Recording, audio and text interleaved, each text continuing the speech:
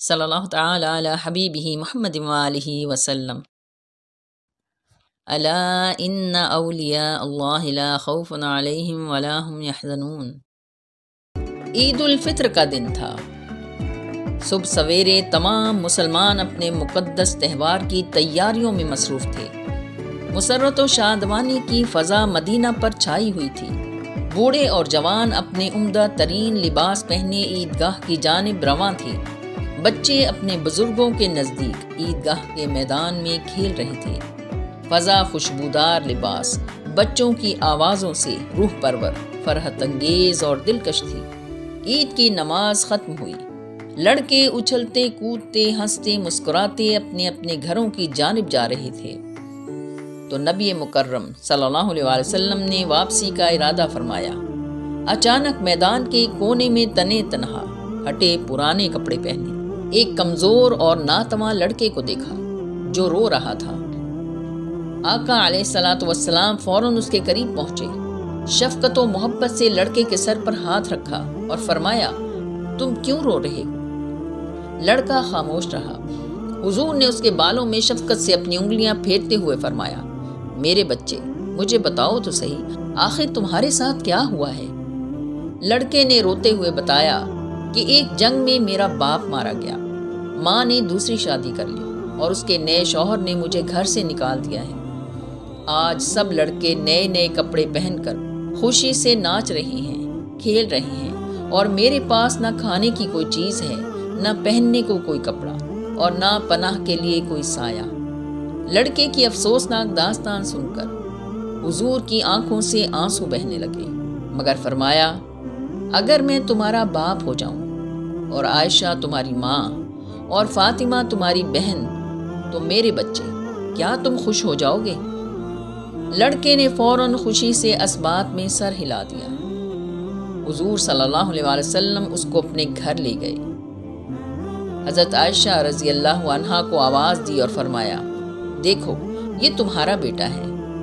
اماں عائشہ نے اپنے ہاتھوں سے بچے کو نہلایا، نیا لباس پہنایا اور کھانا کھلانے کے بعد کہا، بیٹے تم باہر جاؤ اور دوسرے بچوں کے ساتھ کھیلو جا کر، مگر دیکھو تھوڑی دیر بعد اپنے گھر واپس آ جانا۔ پیغمبر اسلام محمد رسول اللہ صلی اللہ علیہ وسلم نے اپنی امت کو درس دیا کہ انفرادیت سے آزاد ہو کر ہر کوئی اجتماعی ذہن کو بیدار کرے، اور یہی وہ طرز فکر ہے جس طرز فکر پر قائم رہ کر نوع انسانی کائنات کے اوپر حکمران بن سکتی ہے۔ حضور صلی اللہ علیہ وسلم کا فرمان ہے، مل کر رہنا رحمت ہے اور بٹ کر رہنا عذاب ہے۔ عید الفطر مسلمانوں کی اجتماعیت کا مظہر ہے، بلکہ دین اسلام کے تمام ارکان اجتماعیت کا درس دیتے ہیں۔ عید کے معنی خوشی کا وہ دن جو بار بار پلٹ کر آئے۔ اس کو عید الفطر اس لیے بھی کہتے ہیں چونکہ اس دن مسلمان فطرہ بھی ادا کرتے ہیں۔ الشیخ عظیمی بابا جی فرماتے ہیں کہ ایک مرتبہ عید کے موقع پر میں اپنے مرشد عظیم حضور قلندر بابا اولیاء رحمۃ اللہ علیہ کی خدمت میں حاضر ہوا اور عرض کیا، حضور مجھے 100 روپے تنخواہ ملی، 10 روپے بھی اوپر نہیں ملے، میرے اخراجات بھی وہی ہیں، پھر یہ اتنے سارے پیسے کہاں سے آ جاتے ہیں کہ سب کے کپڑے بھی بن گئے، شیر خورما بھی بن گیا، بہت سے کام بھی ہو گئے، سب کو عیدی بھی دی۔ تو مرشد عظیم حضور قلندر بابا اولیاء رحمۃ اللہ علیہ نے فرمایا، اللہ کے نظام میں ایک کیٹیگری مردان غیب کی ہے۔ ان کی ڈیوٹی یہ ہے کہ جب انسان کسی ایسے ماحول کو تخلیق کر لے جس پر خوشی کا عنصر حاوی ہو تو خوشی کی ہر شے مہیا کر دی جائے گی، تاکہ کل کوئی بھی انسان یہ نہ کہے کہ ہم تو خوش رہنا چاہتے تھے مگر اس لیے خوش نہ رہ سکے کہ ہمارے پاس پیسے ہی نہیں تھے۔ اللہ کا یہ نظام ایسا ہے کہ اس نظام کے تحت انسان کو ہر وہ شے فراہم کر دی جاتی ہے جس کی وہ خواہش کرتا ہے۔ آپ غور کریں کہ عید کے دنوں میں کسی بھی طبقے کا فرد ہو، سب کی جیبیں نوٹوں سے بھری ہوتی ہیں۔ اللہ نے کچھ ایسا نظام قائم کر رکھا ہے کہ عید میں ہر ایک کے پاس پیسے ہوتے ہیں۔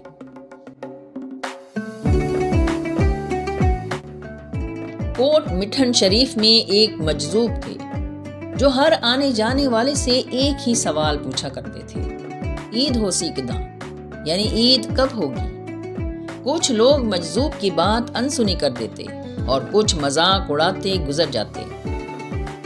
ایک دن اللہ کے ولی خواجہ غلام فرید رحمۃ اللہ علیہ کا گزر وہاں سے ہوا تو اس مجذوب نے ان کو دیکھ کر بھی وہی سوال دہرایا، عید ہو سی کداں۔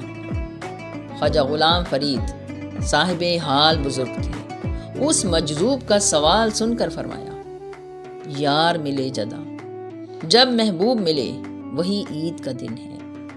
یہ سنتے ہی اس مجذوب کی آنکھوں سے آنسوؤں کی جھڑی لگ گئی۔ وہ مزید ترستی آنکھوں سے گویا ہوا، سرکار یار ملے کداں، یار کس طرح ملے گا؟ خواجہ غلام فرید نے فرمایا، میں مرے جدا، جب میں مرے گی۔ بس یہ سننا تھا کہ مجذوب تڑپ کر روتے ہوئے عرض کرنے لگا، میں مرے کداں، یعنی میں کب مرے گی؟ خواجہ غلام فرید رحمۃ اللہ علیہ نے بڑے پیار سے اسے تھپکی دیتے ہوئے فرمایا، یار تکے جدا، جب محبوب ایک نظر دیکھے گا۔ اللہ تعالیٰ عید کے اس خوشیوں بھرے تہوار کے موقع پر ہمیں اعلیٰ ظرفی کا مظاہرہ کرنے اور دوسروں کی غلطیاں اور قصور بھلا کر مل بیٹھنے کی توفیق عطا فرمائے۔ آمین یا رب العالمین، آمین۔